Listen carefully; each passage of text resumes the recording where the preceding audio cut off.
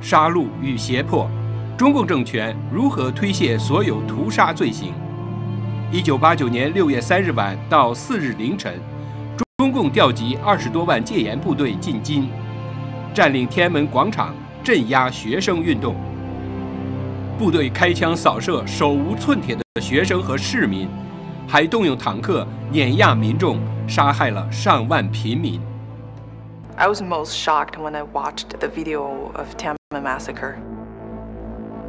In my 13 years of experience in China, I'd never really seen Chinese people willing to risk their lives for other people.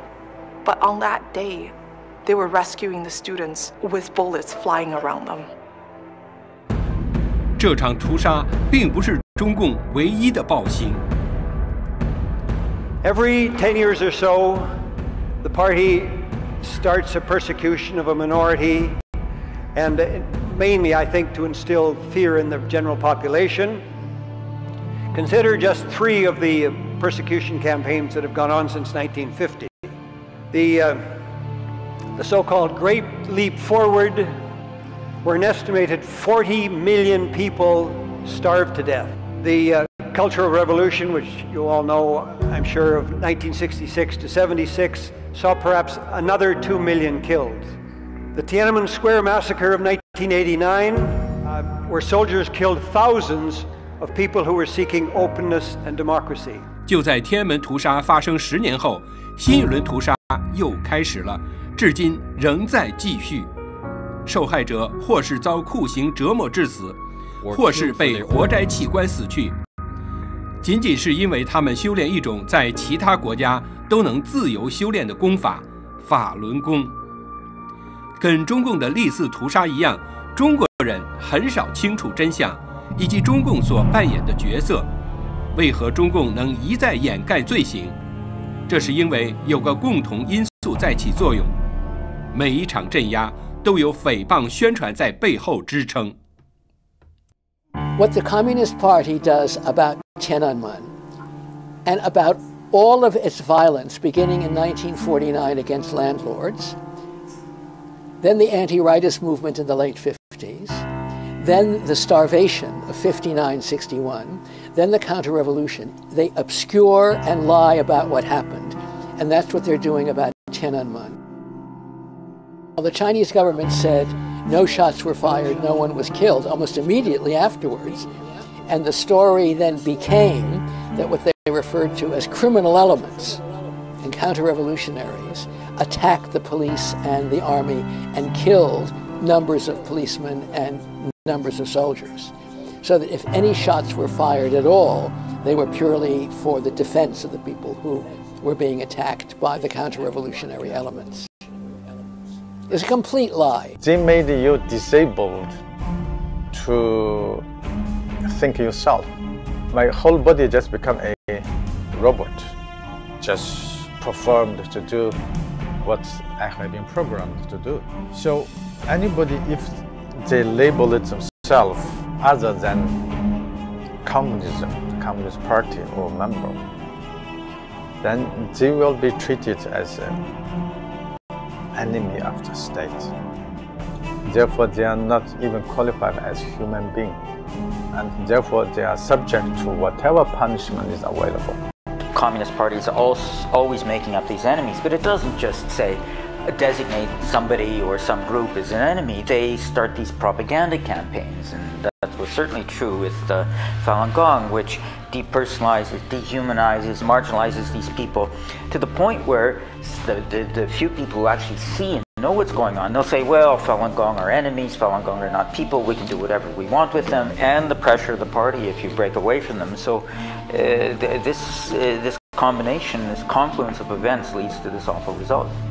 在历次政治运动接连不断的苦难中，中国人的道德价值和信仰被扼杀，心灵被恐惧和屈服占据，面对邪恶，有意视而不见。When I talk to my father's generation these days, I can still feel the fear, the trauma that they experienced. Cultural Revolution is a big tragedy in Chinese history. Communist Party aimed to destroy Chinese traditional culture. What they destroyed was basic human nature was the way that our society was formed, the foundation of our society, the kindness between people. And my father's generation grew up in the midst of Cultural Revolution, and they watched their families and friends being picked out, publicly humiliated, and that's always been there in their mind. And as a result, Chinese people have learned to put their head down and not speak their mind. 新闻记者林木莲把中国叫做失忆人民共和国，因为经过中共的洗脑灌输，中国人主动抹去了对天安门屠杀的记忆。Well, in my book, I really argue that amnesia is not just something that's imposed from the top down. It's something that people have really cooperated in. They've been co-opted into this silence, and people have done that because they feel that there are very major costs to remembering June the 4th. And as they grow older, they want to protect their families, and they want to be sure that their children can survive and thrive. So even people who were involved in the protests, they will often not tell their children what happened. People who were injured sometimes in the protests will make up stories to hide the truth from their children because the cost of memory is now perceived to be so great that nobody wants to do it. 此外，中共对网络严加监控封锁，以确保民众接触不到墙外的真相，而只听信中共的官方宣传。I was born in China. When I was there, I believed everything I was taught. And then I moved to Canada. And I was given the rarest gift, a chance to reconstruct my outlook on the world. I wanted to find out what had been hidden from me, so I searched for all the terms that was deemed sensitive terms by our school teachers in China. I watched videos of the brutal persecution of Tiananmen massacre in 1989. This is an event that has been almost erased from the memories of Chinese citizens' mind.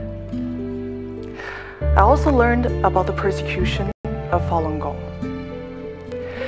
In the late 1990s, 70 to 100 million Chinese people were practicing this peaceful meditation practice of the Buddha school. And the party at this point took ideological fright and became jealous of the popularity of a movement which was rooted in ancient Chinese traditions, spiritual, totally different from the Communist Party, which was atheist. And the party banned it in '99 out of this jealousy and fear, and has since propagandized against it.